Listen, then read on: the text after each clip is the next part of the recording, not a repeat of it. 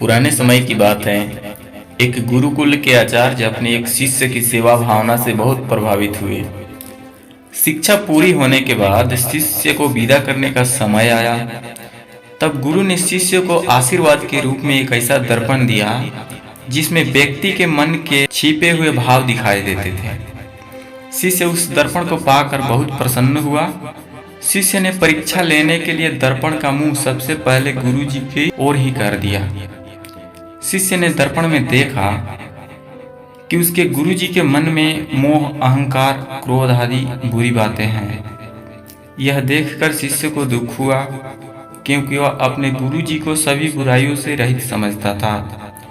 शिष्य दर्पण लेकर गुरुकुल से रवाना हुआ।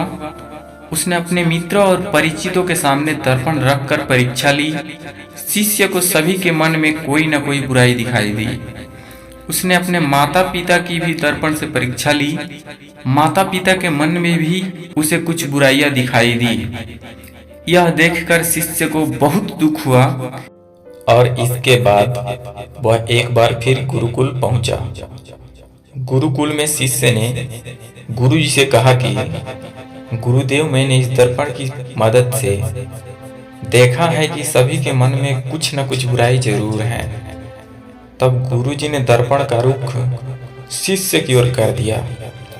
शिष्य ने दर्पण में देखा कि उसके मन में भी अहंकार और क्रोध जैसी बुराइयां हैं। गुरु जी ने शिष्य को समझाते हुए कहा कि यह दर्पण मैंने तुम्हें अपनी बुराइयां देखकर खुद में सुधार करने के लिए दिया था, दूसरों की बुराइयां देखने के लिए नहीं। जितना समय दूसरों की बुराइयां देखने में लगाया, अगर उतना समय खुद को सुधारने में लगाया होता तो अब तक तुम्हारा व्यक्तित्व बदल चुका होता। हमारी सबसे बड़ी कमजोरी यही है कि हम दूसरों की बुराइयां जानने में ज्यादा रुचि दिखाते हैं, जबकि खुद को सुधारने के बारे में नहीं सोचते।